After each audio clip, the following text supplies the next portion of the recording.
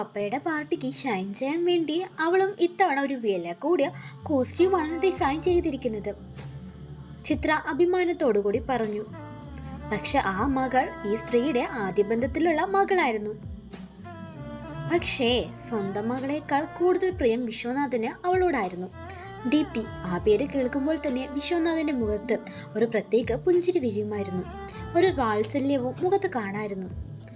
Okay, ആ മോനോ? അയാൾ വീണ്ടും ചോദിച്ചു. അവൻ അപ്പോഴേ ഹാളിലേക്ക് പോയി. അവൾ മറുപടി നൽകി. ഒരുമിച്ച് പോകാമെന്ന് പറഞ്ഞിട്ട് ചെറുക്കൻ കേട്ടില്ല. അവന് നേരത്തെ പോകണത്ര, ചിത്ര പറഞ്ഞു. പിന്നെ ചിത്രയുടെ ചുണ്ടിൽ പതിയെ ഒരു പരിഹാസ ചിരി വിരിഞ്ഞു. എന്തായാലും ഇന്ന് നിങ്ങളുടെ ആദ്യ ബന്ധത്തിലെ ആ സന്തതി വരും. അവളത് പറഞ്ഞതും വിശ്വനാഥന്റെ മുഖത്തെ ആ പുഞ്ചിരി പതിയെ മാഞ്ഞു. അവൾ തുടർന്നു. വലിയ ബിസിനസ് മാഗ്നറ്റ് ആണെന്നാണ് സ്വയം വിചാരിച്ചു നടക്കുന്നത് ആ വൈദേഹി. വിശ്വനാഥന്റെ കണ്ണുകളിൽ ഒരു നിമിഷം ഇരുട്ട് നിറഞ്ഞു. അവളത് ശ്രദ്ധിച്ചില്ല. അല്ലെങ്കിൽ ചിത്ര ശ്രദ്ധിച്ചിട്ടും അത് അവഗണിച്ചു. അവളുടെ മുന്നിൽ നമ്മുടെ മക്കൾ തല ഉയർത്തി തന്നെ നിൽക്കണം, വിശ്വനാഥനോടായി അവൾ അഹങ്കാരത്തോടു കൂടി പറഞ്ഞു. പ്രത്യേകിച്ച് നമ്മുടെ ദീപ്തി. അവളുടെ ശബ്ദത്തിൽ അഭിമാനം നിറഞ്ഞു. നിങ്ങളുടെ വിജയം, അവൾ വിശ്വനാഥന്റെ കോട്ടിൽ കൈവച്ചുകൊണ്ട് പറഞ്ഞു, അവളുടെ മുന്നിലായിരിക്കണം. ആ വിജയത്തിൽ ഞാനും നമ്മുടെ മക്കളും പങ്കുചേരണം. അവൾ പറഞ്ഞത് കേട്ടിട്ടും വിശ്വനാഥൻ ഒന്നും പറഞ്ഞില്ല. അവൻ കണ്ണാടിയിലേക്ക് നോക്കി നിന്നു. പക്ഷേ അടുത്ത നിമിഷം കണ്ണാടിയിൽ പ്രതിഫലിച്ച സ്വന്തം മുഖത്തോട് നോക്കുമ്പോൾ അവൻ്റെ കണ്ണുകളിൽ ഒരു അസ്വസ്ഥത തെളിഞ്ഞു. വൈദേഹി, ആ പേര് അവൻ്റെ മനസ്സിൽ വീണ്ടും മുഴങ്ങി.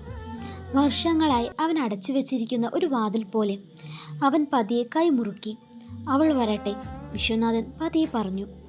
എത്ര വലിയ ബിസിനസ് മാഗ്നറ്റ് ആയാലും, അവൻ പറഞ്ഞു നിർത്തി. അവൻ്റെ ചുണ്ടിൽ വീണ്ടും ആ പഴയ ക്രൂരമായ പുഞ്ചിരി വിരിഞ്ഞു. അവള് ഇന്നും എൻ്റെ മുന്നിൽ വെറും പുഴുവാണ്, എൻ്റെ മകള്. ഒരു നിമിഷം അവൻ മനസ്സിൽ പറഞ്ഞു. പക്ഷേ അയാൾ അറിയാതൊരു കാര്യം ഉണ്ടായിരുന്നു. ഇന്ന് അയാളുടെ മുന്നിൽ വരുന്നത് ഒരിക്കൽ അയാൾ തള്ളിക്കളഞ്ഞ ആ പഴയ വൈദേഹിയല്ല. വർഷങ്ങളായി അയാളെ ഇല്ലാതാക്കാനുള്ള പ്രതികാരത്തിൻ്റെ തീയുമായി വരുന്ന ഒരു എവിളാണ്. അത് അയാൾ മനസ്സിലാക്കാൻ പോകുന്നതേ ഉള്ളൂ. അങ്ങനെ അണിഞ്ഞൊരുങ്ങി അവർ രണ്ടാളും ഹാളിലേക്ക് എത്തി. അപ്പോഴേക്കും അവരുടെ ശ്രദ്ധ മുഴുവൻ ഒരിടത്തേക്ക് മാറിയിരുന്നു, ദീപ്തിയിലേക്ക്. അവൾ അണിഞ്ഞൊരുങ്ങി താഴേക്ക് വരികയായിരുന്നു. വൈദേഹിയോളം ഭംഗിയൊന്നും അവൾക്ക് ഇല്ലായിരുന്നു. എങ്കിലും കാണാൻ കൊള്ളാവുന്ന തരം ഒരു സൗന്ദര്യം ഉണ്ടായിരുന്നു. റൗണ്ട് ഫേസ്, ഷോർട്ട് ഹെയർ, മുടിൽ ഒരു മനോഹരമായ ഹെയർ ക്ലിപ്പ് ഉണ്ട്. ബ്ലാക്ക് കളർ വർക്ക് ചെയ്ത ഒരു മോഡേൺ സ്യൂട്ടായിരുന്നു അവൾ ധരിച്ചിരുന്നത്.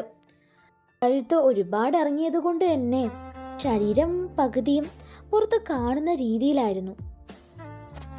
തികച്ചും ഒരു മോഡലിനെ പോലെയായിരുന്നു.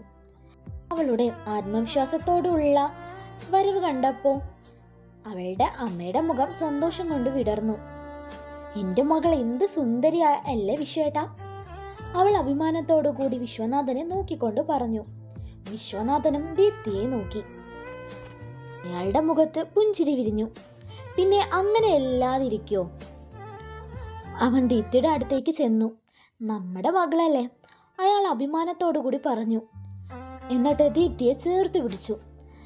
അവളുടെ അമ്മയും അവളെ ചേർത്ത് പിടിച്ചു. അവരുടെ മുഖങ്ങളിൽ അഭിമാനവും സ്നേഹവും വാത്സല്യവും എല്ലാം ഉണ്ടായിരുന്നു. സ്വന്തം മകളെക്കുറിച്ചുള്ള സന്തോഷമായിരുന്നു. പക്ഷെ ആ വീട്ടിലെ ഒരു സത്യം ഉണ്ടായിരുന്നു. ഇത്രയൊക്കെ അവർ ഓർക്കാൻ ശ്രമിച്ചില്ലെങ്കിൽ പോലും ആ സത്യം എന്നും സത്യം തന്നെ ആയിരിക്കുമല്ലോ. ഒരിക്കലും വിശ്വനാഥന്റെ രക്തത്തിൽ പിറന്നതല്ല അവളെന്ന്. വിശ്വനാഥൻ ഒരിക്കലും സ്വന്തം മകളെ ഇതുപോലെ ചേർത്ത് പിടിച്ചിട്ടില്ലെന്ന്.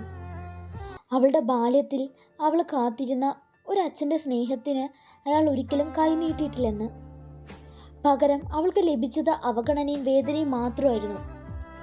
വൈദേഹിക്ക് അതാണെങ്കിൽ അവളുടെ അനിയത്തിക്ക് കിട്ടിയത് അതിനേക്കാൾ ക്രൂരമായ അനുഭവങ്ങളായിരുന്നു. സ്വന്തം മക്കളോട് യാതൊരു തരത്തിലുള്ള സ്നേഹമോ അനുകമ്പയോ കരുണയോ കാണിക്കാത്ത വിശ്വനാഥൻ ഇന്ന് മറ്റൊരു പെൺകുട്ടിയെ സ്വന്തം മകളാണെന്ന് പറഞ്ഞ് അഭിമാനത്തോടു കൂടി ചേർത്ത് പിടിക്കുന്നു. വിധിയുടെ വിചിത്രമായ കളി പോലെ. എന്നാൽ അയാളുടെ സ്നേഹമോ വാത്സല്യമോ കരുതലോ ഒന്നും ഇനി വൈദേഹിക്ക് ആവശ്യമില്ല. അവളുടെ ജീവിതത്തിൽ ഏറ്റവും വലിയ പോരാട്ടത്തിൽ അവൾ വിജയിച്ചു കൊണ്ടിരിക്കുകയാണ്. പോകാം, വിശ്വനാഥൻ വാച്ചിലേക്ക് നോക്കിക്കൊണ്ട് പറഞ്ഞു. വൈകുന്നു. അത് കേട്ടതും മൂവരും പുറത്തേക്ക് നടന്നു. വീടിന്റെ മുന്നിൽ കാത്തു കിടക്കുന്ന വലിയ കറുത്ത ആഡംബര കാറിന്റെ ഡോർ തുറന്ന് ദീപ്തി ആദ്യം കയറി, പിന്നെ അവളുടെ അമ്മയും, അവസാനം വിശ്വനാഥനും. കാർ പതിയെ മുന്നോട്ട് നീങ്ങി. പക്ഷെ അവർ പോകുന്ന അതേ വഴിയിലേക്ക് മറ്റൊരു കാറിൽ വൈദേഹിയും യാത്ര തിരിച്ചിരുന്നു. ഇന്ന് അച്ഛനും മകളും ഒരേ വേദിയിൽ എത്തുകയാണ്. പക്ഷേ ഇവിടെ ഒരാൾ വരുന്നത് അവാർഡ് വാങ്ങാനാണ്. തനിക്കാണതെന്ന് ഓർപ്പിച്ചുകൊണ്ട് അതിൻ്റെ അഹങ്കാരത്തിലാണ് വരുന്നത്. എന്നാൽ മറ്റൊരാൾ വർഷങ്ങളായി കാത്തിരുന്ന കണക്ക് തീർക്കാൻ. ആ രാത്രിയിൽ ആ വേദിയിൽ ആരുടേതായിരിക്കും വിജയം? വൈദേഹിയുടേതാണോ അതോ വിശ്വനാഥൻ്റെ ആയിരിക്കോ? അടുത്ത പാട്ടിൽ കാണാട്ടോ ഗൈസ്. ഇഷ്ടമായി ഒന്ന് സബ്സ്ക്രൈബ് ചെയ്യണേ, ലൈക്ക് ചെയ്യണേ, ഷെയർ ചെയ്യണേ. Okay guys, thanks for watching.